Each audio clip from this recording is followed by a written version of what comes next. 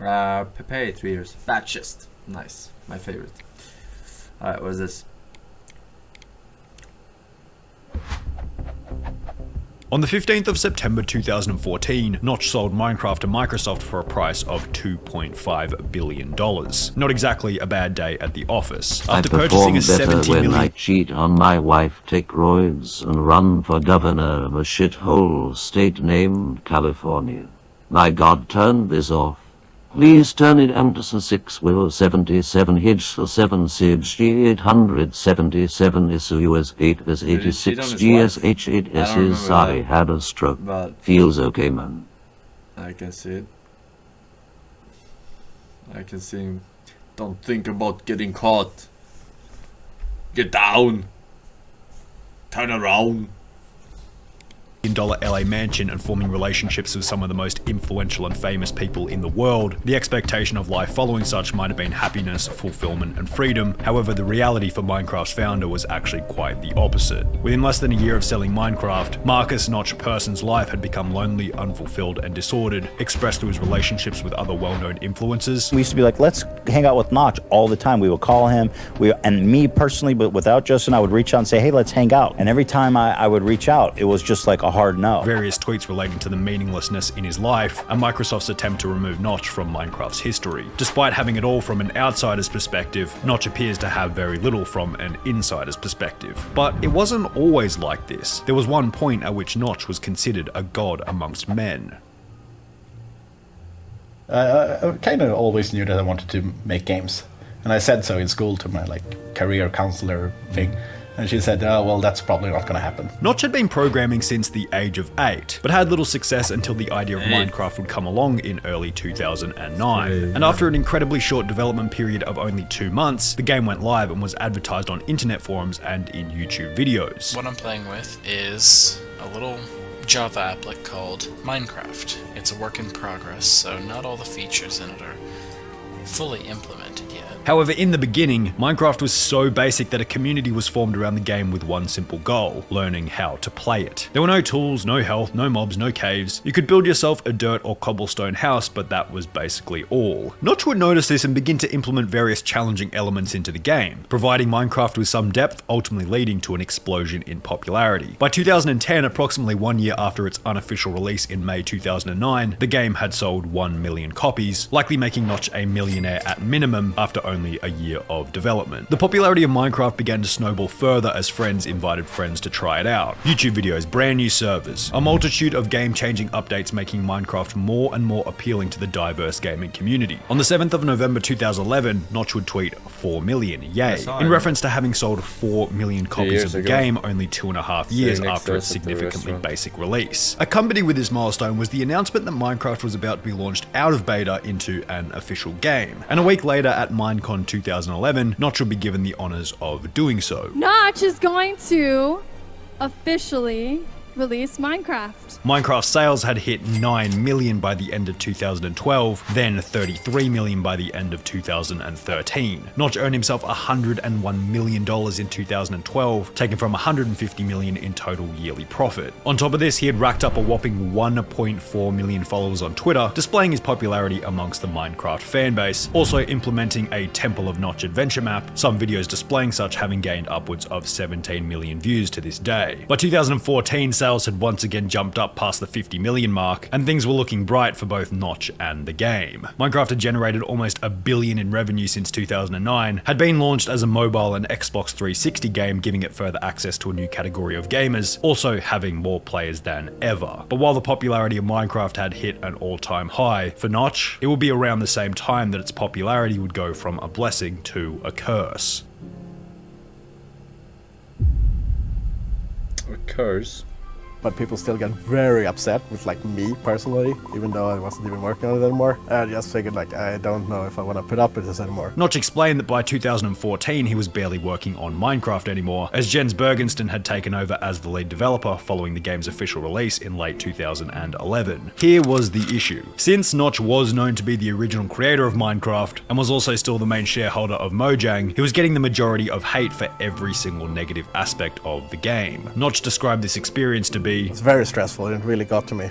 I didn't want to work on the project anymore, because wanted to just write prototypes or new games and stuff. That's the stuff I actually get happy from doing. And on the 16th of June 2014, while sitting with a cold in his Swedish penthouse apartment, he would impulsively tweet out, "Anyone want to buy my share of Mojang so I can move on with my life? Getting hate for trying to do the right thing is not my gig." Notch explained that the tweet was somewhat of a joke. However, within only a day, he had a $2.5 billion offer from Microsoft for his 71% share of Mojang. Notch stated, And I thought about it for a while and I said, yeah, maybe it's time. and that following the sale, he planned on working on new prototype games as that's where his happiness was derived from. After deducting taxes and other various expenses from the sale, Notch ended up with $1.3 billion in cash, placing him in the top 2,000 richest people in the entire world. In a final blog post relating to the sale of the game, Notch would state that, "It's not about the money, it's about my sanity." However, it's not exactly like Notch was going to sit back and do nothing with his newly found fortune. Approximately 2 months after the sale of Minecraft, Notch would set an LA property sale record after the purchase of an extravagant $70 million Beverly Hills mansion, apparently outbidding the likes of Jay-Z and Beyonce for the home. From this point onwards, Notch began to live like a king, partying with famous individuals like Zed, Selena Gomez, and Dylan Francis, also beginning to host weekly parties at his new 23,000 square foot mansion. He does have this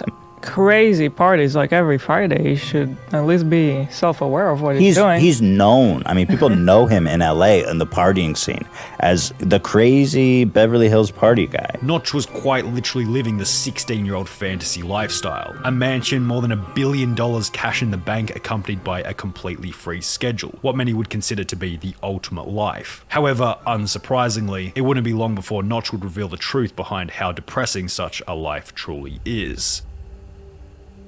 Over the weekend, the man behind Minecraft, the online game, broadcast his stress on Twitter. In a string of melancholy tweets, Markus Persson wanted the world to know that it's just really hard being a billionaire.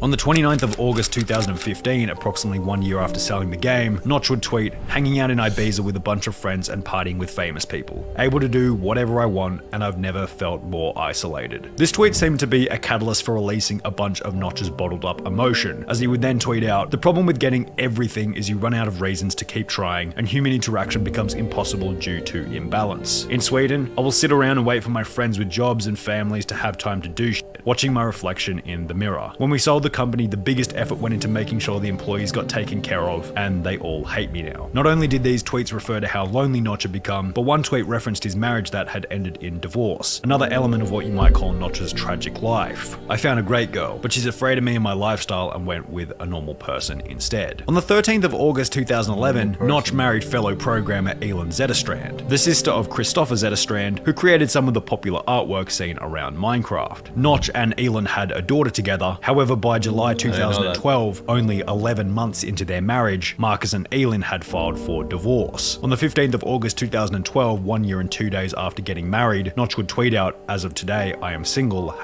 #mixed emotions." It's hard to figure out exactly what to make of both Notch's tweet and his short marriage, but it seemed to reveal that Notch wasn't very good at handling adversity. He sold a $2.5 billion game just because he was tired of being attacked on Twitter, and perhaps this is a bit of a low blow, but he couldn't even stick it out in a marriage for more than 12 months. I'll give further examples later of why this is important, but for now it's just an interesting thing to consider. Following the previously mentioned Twitter rant about feeling isolated and lonely, Notch lay relatively low in the media, continuing to program small indie games while hosting his extravagant yet lonely parties at his LA mansion. However, in 2017, Notch began to appear in the mainstream media once again, this time for his political opinions. Mr. Minecraft, Notch himself, has descended from the heavens to give us his beautiful opinion. In the beginning, Notch's political tweets were somewhat mild in flavour, and on the 13th of June 2017, he would tweet out, "Most people who proclaim to be feminist online these days are overtly sexist against men." Now obviously this tweet received backlash, because well, I mean it's Twitter, need I say any more, but politics aside, you'd think that perhaps the backlash from this tweet would have prompted Notch to avoid controversial topics. However, within 2 weeks of this initial tweet, he would turn up the heat. Too much money. My legs are hurting because my pockets are so full of money. Fuck! I'm overworked. Yes. Except I live in a first world country where we have credit cards. But yeah. Pick a card, 2 of wives. Thank you for the 1 year, dude. Little E.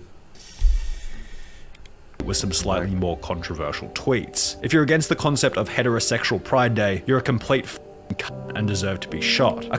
What the fuck did you say?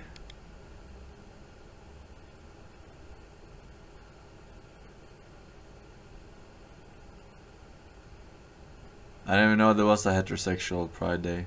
Pride Day, you're a complete f***ing cunt and deserve to be shot, accompanied by "it's okay to be white" and "privilege is a made-up metric used to silence and repress. We are all different and that is okay. We listen to individuals and help each other based on individual strengths and needs. We do not generalize based on skin color, bigot." These tweets would prompt replies such as, "Wow, I thought you were a cool person with interesting things to say. What a disappointment. It's not okay to couch your racism in statements like 'it's okay to be white.' It's not okay to post seemingly innocuous statements in an attempt to rile people up so you can have your ego flattered. I've said it before, Markus, your problem is that you became successful." Notch had basically gotten his life into a position where he could say whatever he wanted. At the end of the day, he had sold Minecraft, had billions of dollars. But he left because he couldn't take the attacks of people on Twitter, and then he instigates people on Twitter.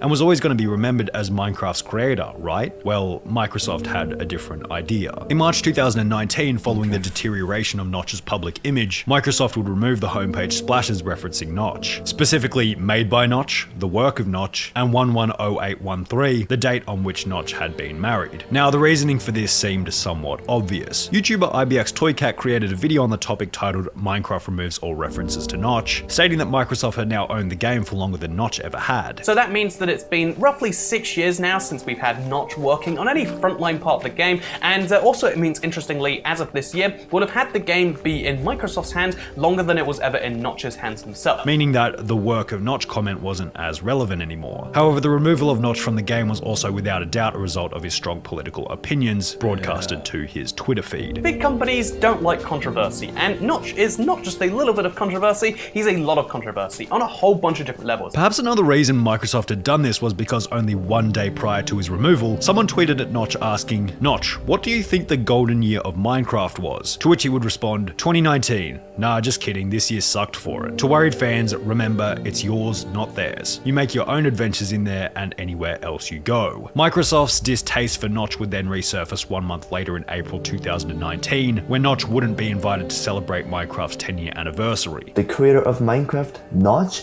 is not allowed to attend this 10-year anniversary party. Let's see why he's not allowed to attend it. In an interview with Variety, a spokesperson for Microsoft would state, "His comments and opinions do not reflect those on Microsoft or Mojang and are not representative of Minecraft." In a somewhat abstract display of maturity, Notch wouldn't respond to Microsoft for this decision and instead decided to stay quiet on the topic. Since this event, Notch seems to have matured slightly, being a little wiser about what topics he discusses on Twitter. However, there are still many prominent elements relating to Notch's fairly lonely life. He's decided not to marry again, with his relationship status unknown. He assumably still resides in his 23,000 square foot LA mansion solo, and it'd be hard to see a shift in the opinion of human interaction becomes impossible due to imbalance when his net worth has increased by $500 million since making this tweet. In a bizarre kind of way, Notch's life became exactly like the very first version of Minecraft. What there were no saying? mobs, no lava, no and are not not allowed to attend this 10-year anniversary party. Let's see. Seems to have matured slightly, being a little wiser about what topics he discusses on Twitter. However, there are still many prominent elements relating to Notch's fairly lonely life. He's decided not to marry again, with his relationship status unknown. He assumably still resides in his 23,000 square foot LA mansion solo, and it'd be hard to see a shift in the opinion of human interaction becomes impossible due to imbalance when his net worth has increased by $500 million since making this tweet. In a bizarre kind of way, Notch's life became exactly like the According to what? Google? Very first version of Minecraft. He has his fucking lots of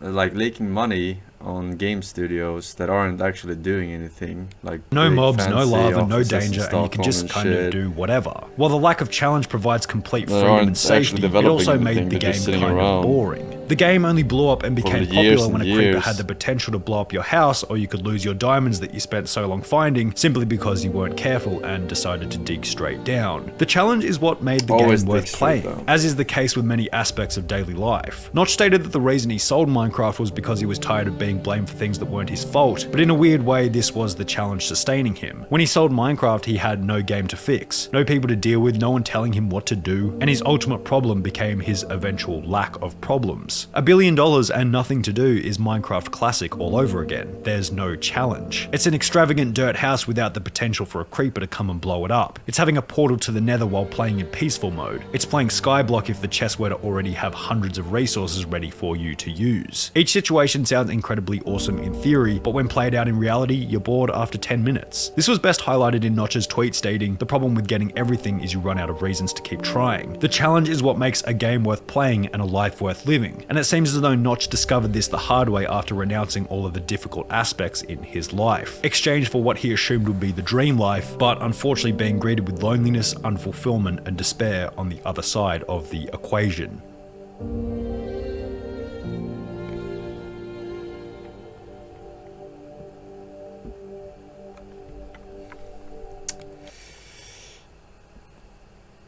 Yeah, I mean, if he's still making games, it's gonna be hard to top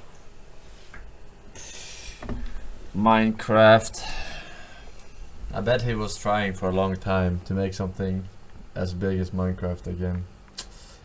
But yeah, you just gotta win the lottery, man. It's a lot of luck involved, I guess. Oh well, oh well. Alright, do we think this shit will work?